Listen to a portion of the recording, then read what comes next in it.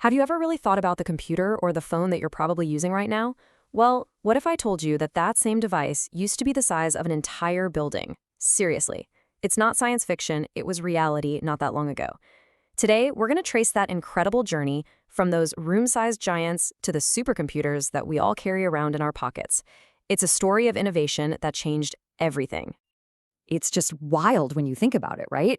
The very first computers were these absolute behemoths. They weighed tons, and you needed a whole team of people just to keep one running.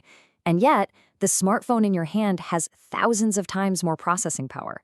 That idea would have sounded like straight-up magic to the pioneers of computing. Figuring out how we made that giant leap? Well, that's what this is all about. So, how on earth did this all happen so fast? Well, it wasn't just one single invention. It was a whole series of game-changing breakthroughs. And to wrap our heads around it, experts break down this evolution into 5 distinct generations. Each generation is defined by one core piece of technology that just completely changed the game. And here's our roadmap. We're going to start back in the 40s with these huge, glowing vacuum tubes.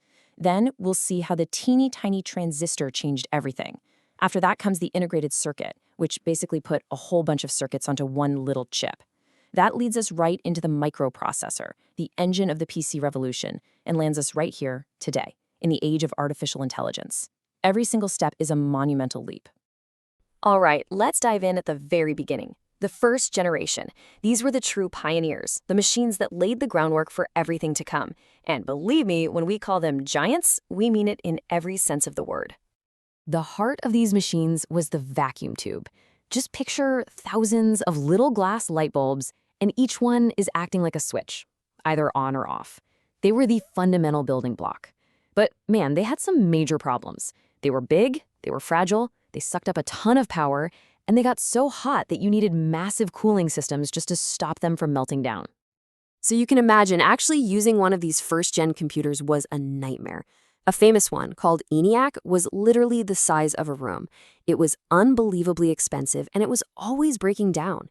If just one of its 18,000 vacuum tubes burned out, the whole system could just crash. And programming it, that meant flipping switches and plugging in cables to manually enter ones and zeros. It was painfully slow. So yeah, the whole vacuum tube thing wasn't going to cut it for long. The world needed something smaller, more reliable, and way more efficient. And in the mid-1950s, that's exactly what we got. An invention that would revolutionize not just computers, but pretty much all of electronics. And here it is, the transistor. This tiny little thing did the exact same job as a big, clunky vacuum tube. But it was way smaller, faster, more reliable, and it barely generated any heat. Swapping out thousands of fragile glass tubes for these solid little transistors was an absolute game changer. The difference was just dramatic. All the big problems of the first generation, being huge, hot, and unreliable, were pretty much solved by the second. All of a sudden, computers got smaller, faster, cheaper, and way more dependable. This was the moment computing moved out of the experimental labs and became a real, practical tool for businesses and scientists. But hey, why stop there, right? This trend of making things smaller and smaller was just getting started.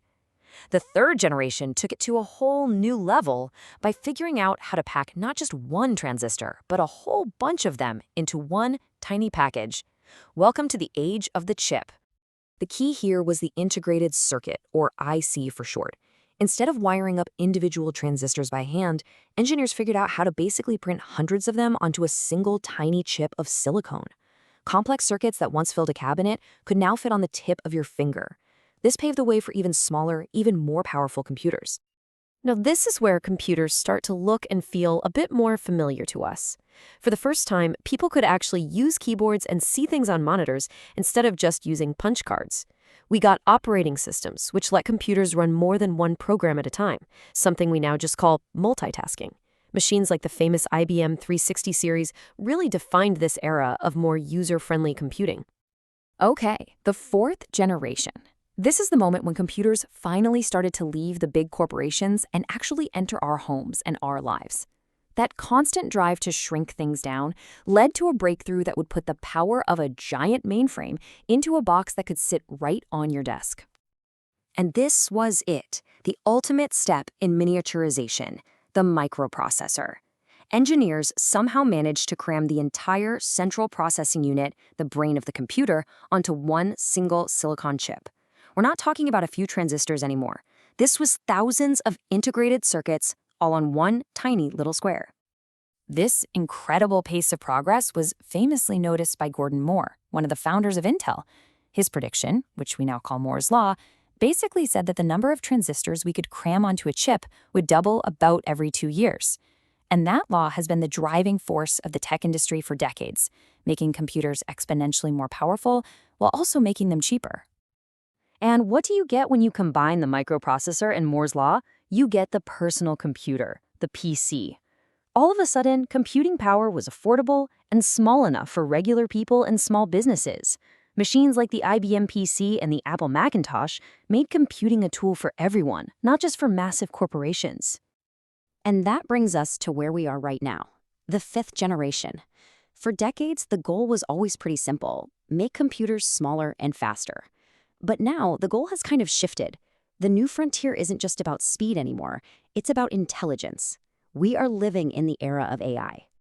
So what do we even mean by AI? Well, at its core, it's about building systems that can do things that used to require a human brain. Think about it: your phone understanding what you say, an app recognizing a face in a photo, or a computer learning the rules to a complex game all by itself. These are all examples of AI in action every single day. And the goals here are, frankly, huge.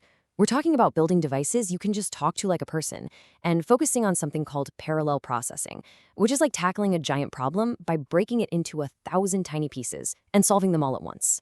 And this isn't some sci-fi future. This is the tech that powers the AI assistant on your phone, the smart robots in factories, and incredible systems like IBM's Watson that can help doctors diagnose diseases. So when you zoom out and look at this entire journey, you see 4 clear, unstoppable trends. Size has absolutely plummeted, from rooms to pockets. Speed has skyrocketed, from thousands to billions of calculations a second. The cost has dropped like a rock, and accessibility has gone from a handful of experts to literally billions of everyday users. It's just an incredible story of progress. And check this out. This chart shows one of those trends: speed. The first computers were measured in kilohertz. That's thousands of operations per second.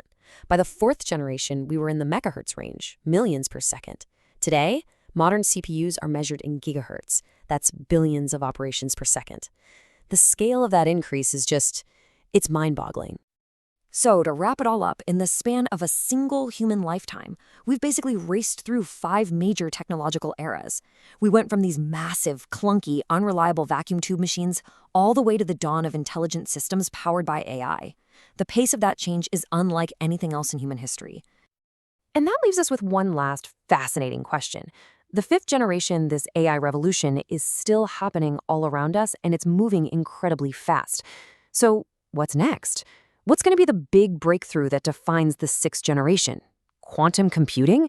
Direct brain-computer interfaces? Who knows? That's a story that's still being written.